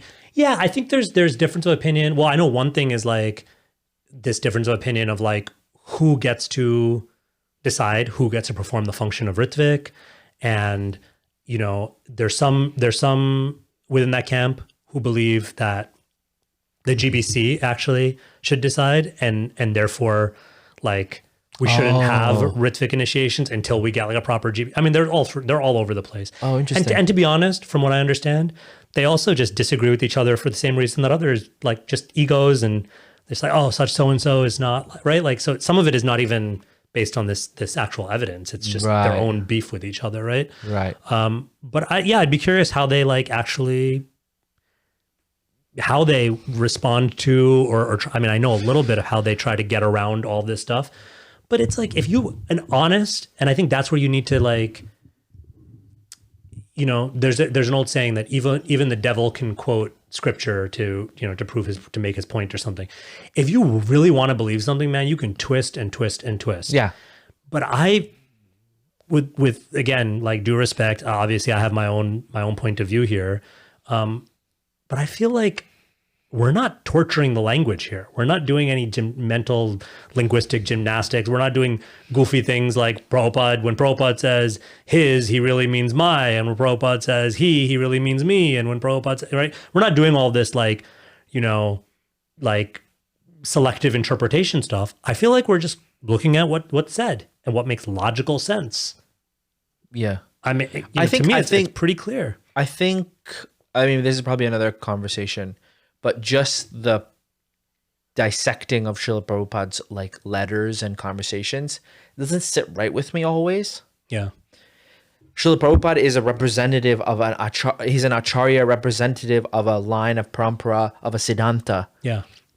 And for checks and balances, or if there is any question, Shastra is the ultimate, authority. Yeah. And so the triangle Guru, Sadhu, and Shastra should be, used in that way. Oh, absolutely. But like for people to go, like I know we're doing it for the sake of this conversation, but just as a whole, when devotees try to make their points, when they're trying to dissect letters and conversations, comes down to like it all comes down to like a word or a syllable or whatever. Yeah, it just doesn't like. I think for just a common sense thing, it just doesn't probably sit right with people in general. I think. I would hope not. I mean, because I feel like the flip side of that is it makes it like, for lack of a better word, it makes it culty. I was just about to say that it like sort of. The more you do that, the more I think you sort of are framing your own tradition as a personality cult, because now it all hinges on this one, not to take away from Srila Prabhupada's stature or his accomplishments, of course, but to say it all hinges on this one person's words and they override everything else. That's a recipe for a personality cult as far as I'm concerned. And we've seen stuff like that, and, both outside of our tradition and within our tradition. But you're absolutely right. And I think, it also doesn't sit well with me, or I don't think it's a good practice to do. And we don't, and that's another thing. When you stop doing that and you take a broader look, you're like, wait a second. If this Ritvik thing makes so much sense as they claim, why is it totally ahistorical? Why is it like completely in conflict with not just, contemporary, not just Gaudiyas in the past, but contemporary Gaudiyas? In other words, like, is there any other Gaudiya institution that goes, yeah, you guys are right? Like, no, Parivars don't do it. Gaudiya Mat doesn't do it. Any other, I don't know. Those are the only two I know, but like no one else does that. No. It's like it's a made up thing. Other, even our Vaishnav cousins, our like Pushti Margi cousins, no one does this. Yeah. Right? They may have other understandings. Sri Vaishnavs? Sri Vaishnavs don't do this either. There's some like claim that they make that they try to analogize Prabhupada to like Ramanuja. Yeah. But that's a different matter. And I'm glad you actually brought that up, because that is the other thing that I want to say, and maybe we'll have a separate conversation about it, because if this is going long. But what also gets us totally confused, and what the Rtviks get wrong, and what frankly the zonal acharya system got wrong, and therefore, and what a lot of ISKCON devotees, between those two extremes continue to get wrong, unfortunately, is the conflation of what it means to be an acharya of an institution and what it means to be a diksha guru. Yes. That those might have some overlap in terms of like when Prabhupada was on the planet, because ISKCON was his baby, he was both the institutional acharya, the founder acharya, the institutional head, and the only diksha guru within ISKCON. He wasn't the only Gaudiya diksha guru by a long shot. He had godbrothers and, god nephews who were already like, taking their own disciples. Yeah. Which, by the way, Prabhupada never criticized in any way. He never said, right, like that they shouldn't be doing that they shouldn't be diksha gurus. He had strong things to say in terms of the fact that, okay, they didn't cooperate in the way that Bhaktisiddhanta Saraswati Thakur Prabhupada wanted them to. Yeah. But noted, you'll never find Prabhupada ever saying, how so-and-so, is taking disciples himself. Like, how dare he? Yeah. No. It never batted an eyelash. There's nothing wrong with it. Yeah. Because that's being a diksha guru. What Prabhupada had an issue with, and what Prabhupada was so careful with ISKCON about, in terms of ISKCON, was the vision of who is the institutional head. Yes. And so when the question is raised to Prabhupada, who is the institutional head of ISKCON and who will be the institutional head of ISKCON, Prabhupada's answer to that was collectively they, the GBC, they will manage, right?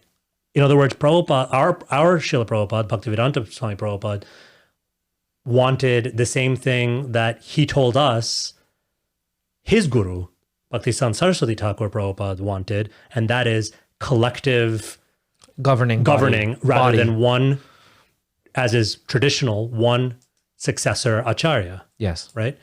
That's a different question than Diksha Guru. And when we conflate those two things, we get into all sorts of trouble. When the zonal acharya system conflated those two things, what they did was, and I don't 100% blame them because it has a certain internal logic to it. But what they did was they took the July 7th conversation and the July 9th letter, and they said, look, these are the 11 names that Prabhupada named, right? And now Prabhupada's no longer with us. So now, according to etiquette, these 11 Somehow become Diksha Gurus. well, not somehow. I mean, they do, right? Like, because they're anyway performing that function, but because Prabhupada was on the planet, out of etiquette, they were performing that function on behalf of Prabhupada. Right. Now Prabhupada's no longer on the planet, so it's a logical assumption that they should be Diksha Gurus. So I don't fault them for that. I think that's a logical assumption. Like, in other words, they should continue doing what they're doing. Right. But now, instead of doing it on behalf of Prabhupada, they can now say that those disciples are theirs. So Kirtananda initiates someone. I know it's a little like, it may sound a little like off-putting, right? Knowing what we know now about so many, prominent gurus or acharya, or zonal acharyas who had difficulties Deviated and and things. deviations. Yeah. But let's say, someone, Kirtananda was initiating a disciple as part of this backlog in 1977 in New Vrindavan. And he says, okay, your name is so, and your name is Vishnu Das. And it's, October 1977. So according to the etiquette, Vishnu Das is a disciple of Srila Prabhupada because Kirtananda, yes, he initiated him. He gave him the beads, he chanted on the beads, he gave him the beads, he gave him the name, all of that. But Kirtananda was doing that ostensibly on behalf of his Guru Maharaj, on behalf of Prabhupada, who's still on the planet. Now it's January, or let's say now it's December 1977. Now Prabhupada is no longer on the planet. There's another batch of initiations. Now Kirtananda initiates someone. Your name is Lakshmi Devi Dasi. Now, he can't, it wouldn't make sense for him to, based on what Prabhupada has already explained on May 28th, he can't say, Lakshmi Devi Dasi, yeah, I know Prabhupada's no longer on the planet, but it wasn't so long ago he was, and we'll just sneak you. You could still be a disciple. No, that Prabhupada's no longer on the planet. I'm, as a service to Srila Prabhupada, I've given you initiation. You're my disciple. It may sound a little off-putting, but actually, based on what Prabhupada says in May 28th, that works. That's our tradition. But he said that when the time comes, I will appoint them or I will recommend them. He says, I shall recommend. So now you can look at July as the recommendation, as some do. But it's still on the behalf while he's there. While he's there, but what happens after he's there, right? In other words, at no point does Prabhupada go back and say, hey, remember what I said in May? Like, scratch that. Continue this even after I'm gone. He doesn't say that. Yeah, he doesn't say that. I guess the rules of etiquette, if they still apply, no? Yeah, no. I guess the point I'm making is that they were never appointed to take disciples after Prabhupada's disappearance. You're saying that it's a natural progression of the thing, but it's a natural progression of what they were already doing. But that still doesn't. It's still not in order. It's still not in order. Yeah, it's still not in order, yeah, right? Yeah. So and that's true. One just before I get to that, one thing just to close off the zonal acharya thing, where I feel like the zonal acharya folks got it wrong, disastrously wrong, is they took that they got a lot wrong. They took that July 9th letter as the answer to the question, who will become the successor acharya? And their interpretation was, we 11 will divide the world up, quite literally carve the world, the map up, and we will all be successor acharyas. We'll be all Prabhupada, and 11 Prabhupads or something. And Prabhupada never said that, and Prabhupada never intended that. Right. Prabhupada never intended a single successor acharya, but he never also intended 11 successor acharyas. He intended a society run by the GBC as its institutional head, and he envisioned, by his own words, including many, many quotes going back to like, I think like the first one is maybe even as early as like 1967. Yeah. He expected and anticipated and was actually very positive and excited about his disciples becoming Diksha gurus, because being a Diksha guru and being an institutional acharya are not the same thing. And that's where the zonal acharya folks got it wrong. That's where the Rtviks continue to get it wrong. They're battling against this sort of, a lot of times they're battling against this like boogeyman of, multiple acharyas running wild, but that's not what it means to have Diksha gurus. Multiple Diksha gurus. I kind of see what you're saying. We're going to leave this as a cliffhanger. We're going to have to do part 2 on this because this is... Before we get to the part 2 though, I feel like we'll do a disservice if I don't at least give you a little taste of the answer to my answer to but Prabhupada never gave the order. Yes. Okay, just wrap that up and then we'll end. Okay. So we have to understand this idea of what is an order, right? We imagine it collectively, I think. So I'm not like trying to this is not like a dig at you. Collectively, we can hear a word like order, and we can take that as the word that's actually being translated is like that agya. Right? Agya, yeah. And we can take it in this very literal, very concrete sense of like, I now order this to happen, right? But there's also something that is known as a standing order. And that, when Prabhupada says, by my order, another legitimate way of understanding it, and I don't think it's a stretch, I don't think it's a secondary definition, I think it's just as much as the kind of like, I order you to do this. The idea of the standing order is what Prabhupada has made clear. In other words, from the beginning, when he said, by my order, means like, follow what I am doing, follow in my footsteps, follow what I've taught you. In many places, Prabhupada, and maybe in the next episode we do on this, like I can even share some of those quotes.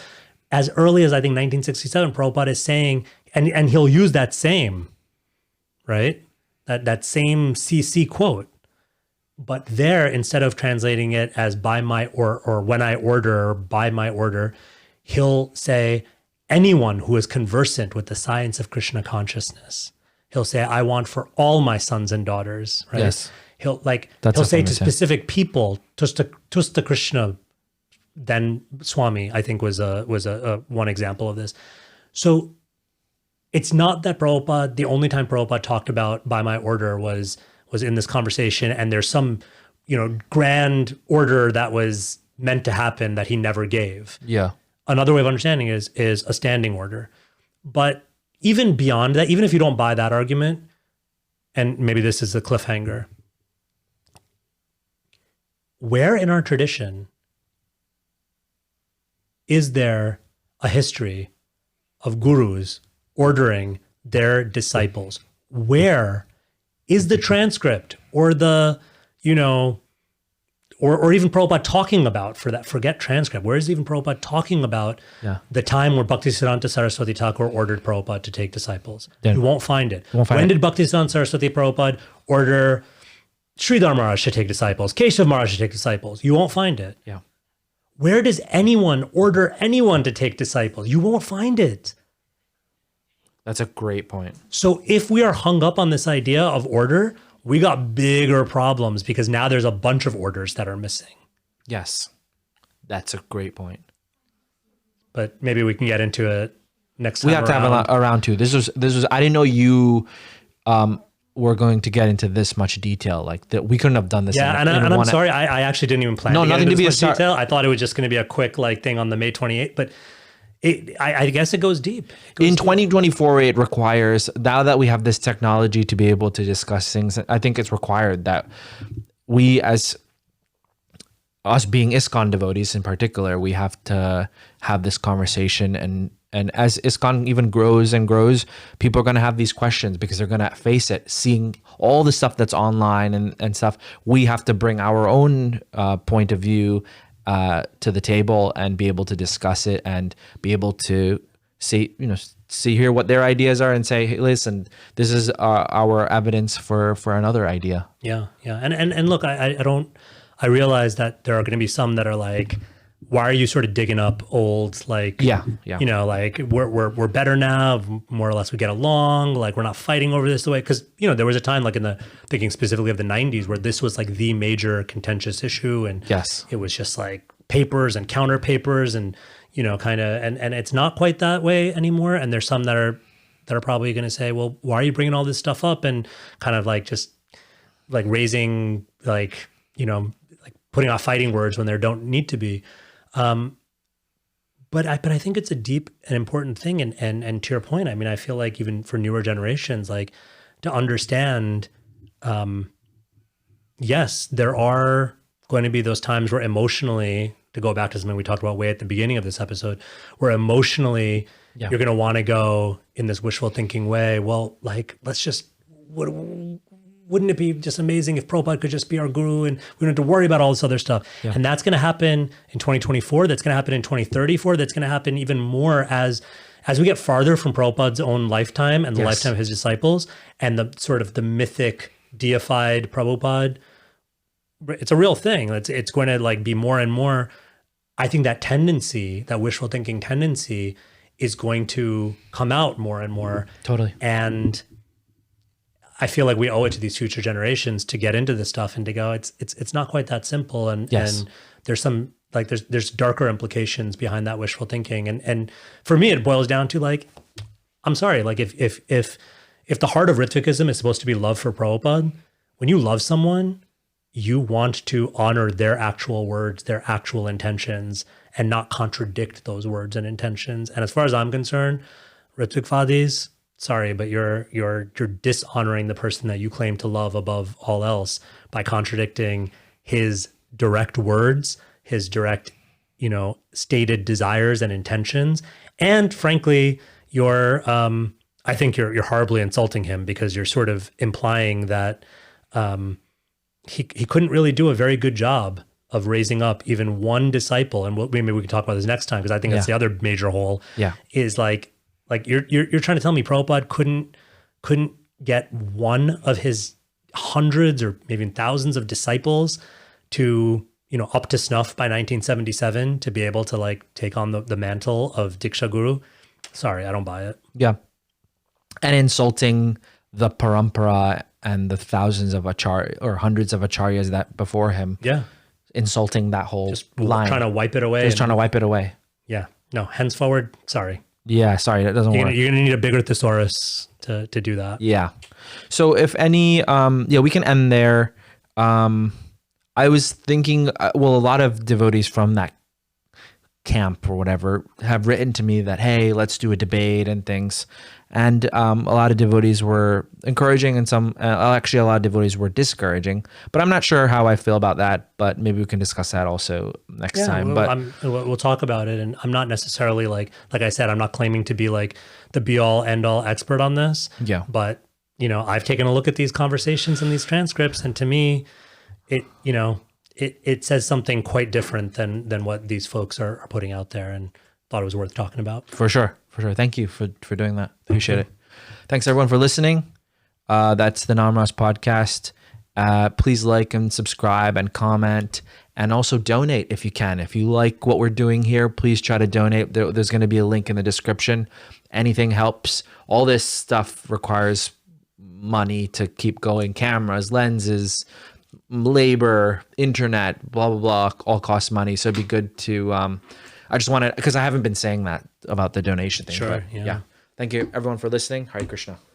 Haribol. Krishna, Hare Krishna, Krishna, Krishna, Hare Hare.